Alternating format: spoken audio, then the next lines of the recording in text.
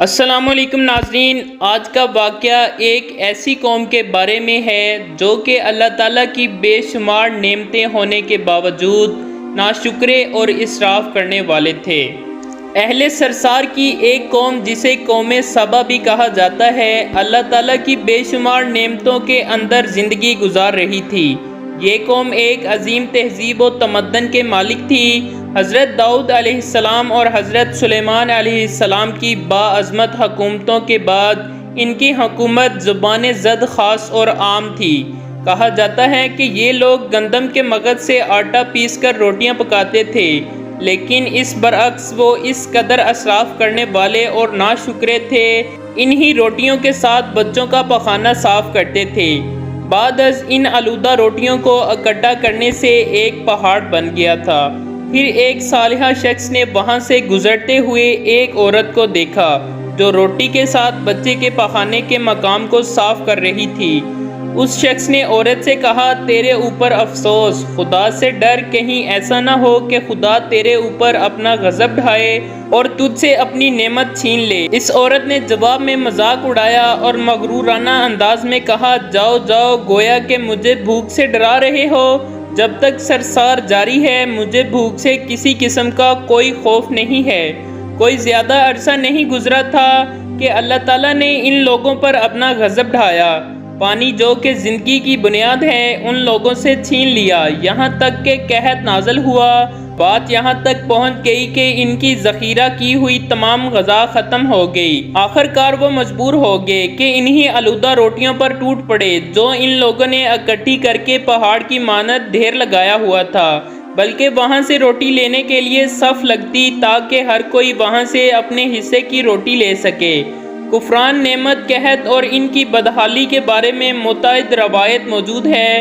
سورہ نحل کی آیت نمبر 112 اور 113 میں یوں ارشاد ہوتا ہے، اور اللہ تعالیٰ نے اس بستی کی بھی مثال بیان کی ہے جو محفوظ اور مطمئن تھے۔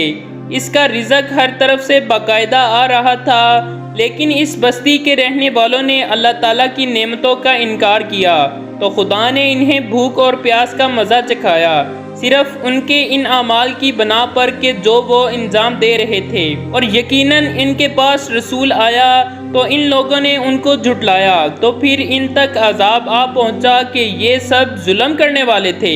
اس قوم سبا کے بارے میں ایک اور واقعہ بیان ہوتا ہے کہ ان لوگوں نے اپنی زراعت کو بہتر طور پر کاشت کرنے کے لیے پانی ذخیرہ کرنے کی خاطر بلک کے دو پہاڑوں کے درمیان ایک بہت بڑا بند معرب تعمیر کیا ہوا تھا۔ سوراخ اور دوسرے پہاڑوں سے گزرا ہوا پانی اس بند میں آ کر وافر مقدار میں جمع ہو جاتا تھا۔ قوم سبا نے اس پانی سے صحیح طور پر استفادہ کرتے ہوئے وسیع اور عریض بہت سے خوبصورت باغات لگائے اور کھیتی باڑی کی رونق بخشی۔ ان باغات کے درختوں کی شاخیں اس قدر پھلوں سے لدی ہوئی ہوتی تھی کہ کہتے ہیں اگر کوئی شخص سر پر ٹوکری رکھ کر ان کے نیچے سے گزرتا تو پھل خود بخود ٹوکری میں گرنا شروع ہو جاتے اور قلیل مدت میں ٹوکری تازہ پھلوں سے بھر جاتی۔ لیکن نعمتوں کی کثرت نے انہیں شکر کرنے کی بجائے سرمست اور غافل کر دیا تھا، یہاں تک کہ ان کے درمیان بہت بڑا طبقاتی نظام وجود میں آ چکا تھا۔